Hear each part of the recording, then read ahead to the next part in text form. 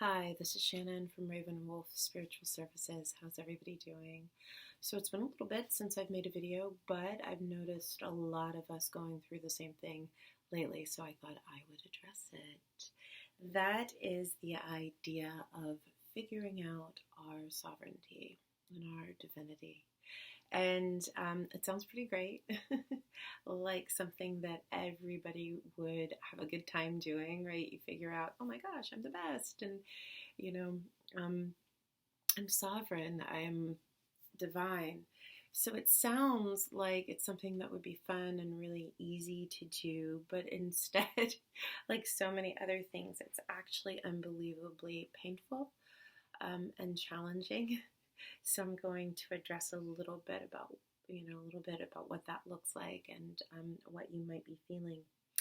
So as you guys know, we moved recently from the age of Pisces to the age of Aquarius, and that happened on December 21st. And, the shifts and the change that we'd been experiencing up to till then was helping us prepare for what we're experiencing now.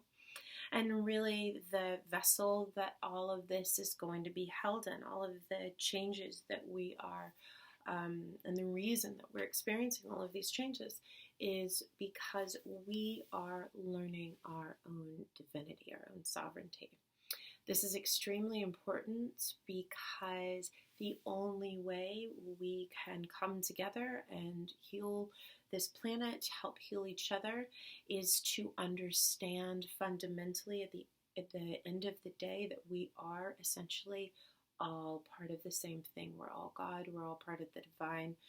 And when we have that understanding, we will then work together, right? You wouldn't, if you understand that you're God and you're valuable, and how your deep importance in the entire kind of mechanism of humanity, it becomes a lot harder, to be unkind or to lack compassion when you look at your fellow man, because you understand that they're part of that as well, right? They are God as well. And that holds true for when we look at the earth and everything on the earth as well, right? If it stands to reason that, we are part of the universe, therefore we are God, it stands to reason that everything around us is that as well. So this really is the understanding of what the age of Aquarius really is, right? It's reclaiming our sovereignty. Now, that becomes extraordinarily difficult because in order to reclaim our sovereignty, we have to let go of a lot of things. So we have to let go of all of the old programming, right? Waking up really at its kind of base, at its core, is the idea of waking up to the reality of what the universe is, what this world is, what this plane of existence is, and letting go of the stories and the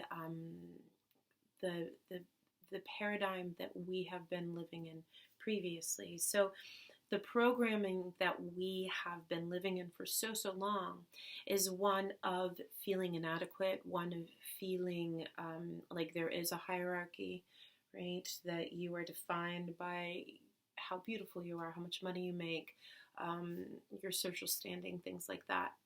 The reality is, if we are, all made of the same stuff, which we are, and we are all of that recycled material, which we are, we're all, and everything is the same.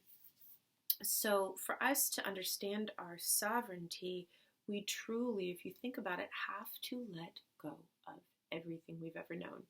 And that is really waking up. So how is that painful? It's really painful because with all of this comes a lot of change.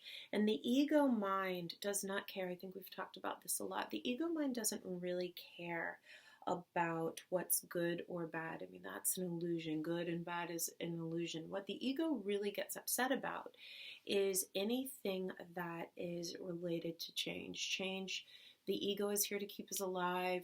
And the most dangerous thing, if you think about it, in the animal kingdom is not the predator, it's the unknown, right? And that is, the unknown is where the predator could be. That's where certain death could lie. So you're going to always subconsciously choose the path that you know, even if it's the painful path, right?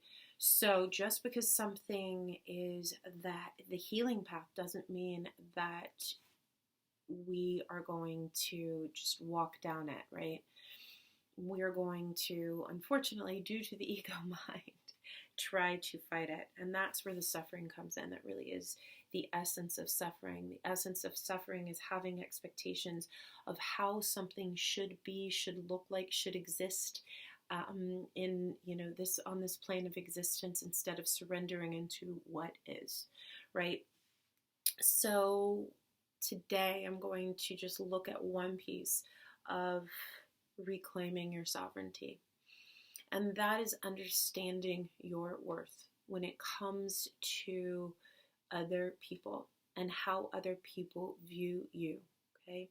So we all have different stories that have been given to us, usually through, usually starting with our family, and then we adopt those stories and we add on to those stories, and we subconsciously seek out other people that reinforce those stories, right? And those stories are what our ego mind moves from. That's what colors our reality, right? But as you know, everybody's story is different because everybody's experiences are different. And if everybody's story is different and everybody's experiences are different, right, and there is no good or bad, that's a construct of our consciousness, everybody's stories or realities are theoretically correct because they're correct for them. What becomes challenging is when we feel the need to convince other people that their reality is incorrect and our reality is the correct one. Our stories are the correct ones. And so we see this a lot when it comes to relationships. And we see this a lot when it comes to our expectations for relationships and other people's expectations for us in relationships. So, we all, like I said, we all have our own stories. And my story from the time I was a very little girl was that I was too much. Too much this. I was, too loud or too forceful or too opinionated or right? Just too. And so subconsciously, of course, I looked for people who reinforced that, right? And part of that story for me was trying to convince them that that wasn't real, that wasn't right, that wasn't correct. And of course, because I looked for people who believed that story, I always fell up short and came up short, right? Subconsciously, I created that. I looked for that. And that pain of trying to prove that my reality is the correct reality, that I'm not too much, I'm exactly what I need to be, I'm good enough, I'm all these things, right? That created so much suffering, right? And fear and doubt and all of these things. And at some point I started realizing that the other people were right. They were completely right. They were right for them. Maybe I am too much to them, right? Maybe I am, too intense or this or this or this. Okay, so I realized that. And then I had to realize that that was okay. And they were not wrong. They were completely correct because they were looking at me through the lens of their experience. That wasn't the lens of my experience. And guess what? It didn't have to be my story. And I started to also really look at how often I tried to convince other people that what I really wanted to be, right, good enough and not too much was correct, right? So I tried to convince them over and over and over and over again that my reality is the right reality, like my reality. Not the story's been pushed on me, but I am good enough, right? And what I then started realizing was that I must not believe what I want to be true about myself. Because if I did, I wouldn't have to prove to other people, wouldn't have to show to other people that their story was incorrect and my story was correct. And I started over time practicing being okay with other people having other stories about me, and feeling compassionate, feeling about myself, feeling fine with their stories. I mean, is it fun? No. But understanding that because their story is different from mine, that doesn't define me. It may define me through their eyes, and that's okay. But it isn't my reality, nor does it need to be. So people ask for closure a lot. They talk to me a lot about needing closure. And I kind of giggle a little bit, because the idea of closure coming from somebody else is not really real. Because when you're asking for closure, what you're doing is you're asking that other person to understand that your reality is the correct reality. And I always ask them, and I ask myself when I'm looking for closure, do I secretly not believe that my reality is the correct reality? Do I secretly not believe in my story? Why do I need that other person to believe my reality in order for my reality to be good enough for me? Right? And if you guys are separating, you're separating because you can no longer view each other's stories in ways that make sense for the other one, right? So that means when you get to that point, that means that you are out of alignment. It doesn't mean that somebody is right. It doesn't mean that somebody is wrong. It just means that your paths no longer line up. They're diverging from each other. And we've experienced this. We have a lot of experience with this phenomenon, right? So think about being a kid and you had a lot of friends when you were playing soccer, if you love soccer. And they were your soccer friends, right? And as you got older, maybe soccer no longer interested you, so you shifted away and you didn't see those people anymore. You didn't see them as much. You no longer played soccer, so it was no longer something that, you had to bond you guys together.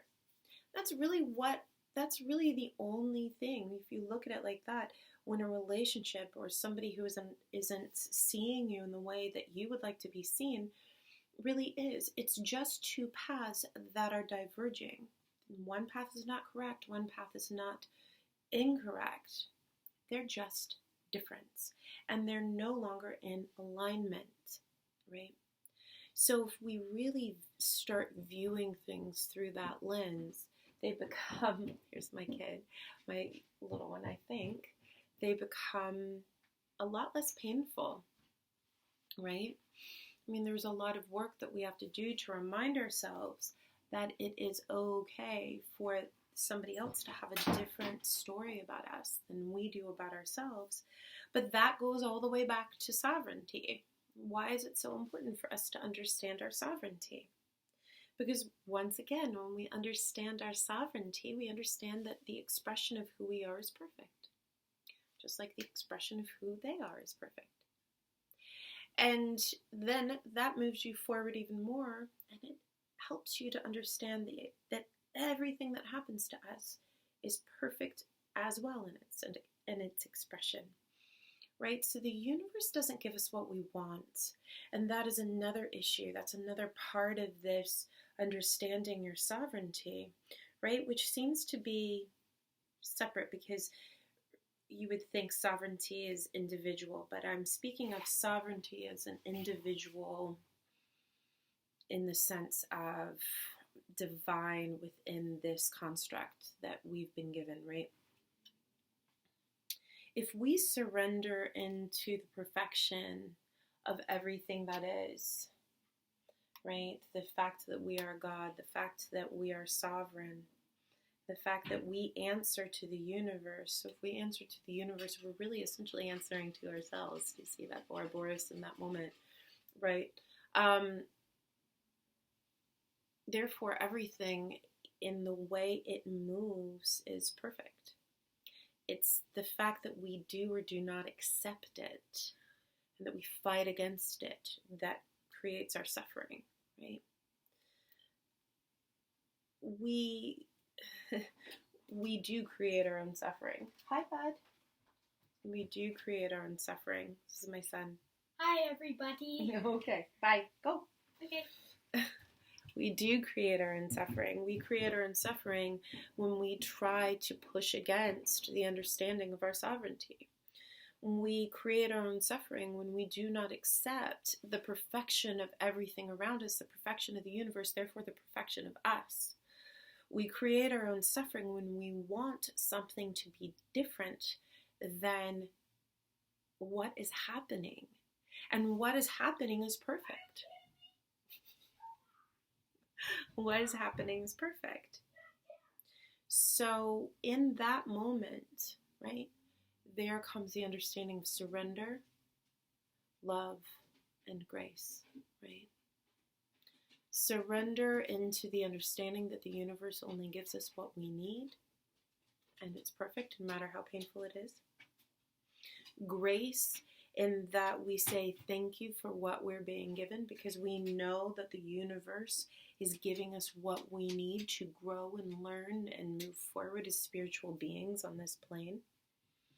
And love, to accept and have the grace and have the faith and to look around and appreciate everything that we're experiencing, even when it's challenging, which it most of the time is. So, hopefully that helped a little bit. I'll speak a little bit more about the idea of what faith and grace really is, and a little bit more about sovereignty if you have questions. I mean, this is a long process, you know. But please let me know, of course, if you have questions. And it was great speaking to you. And as always, feel free to reach out. You can make an appointment with me. I do have clients all over. I do phone appointments. And yes, it is just like seeing me in person, I promise. And thank you as always for tuning in. I really appreciate it. Thank you for those couple of funny interruptions by my tiny human. And I am Shannon from Raven and the Wolf, and I will speak with you soon. Take care.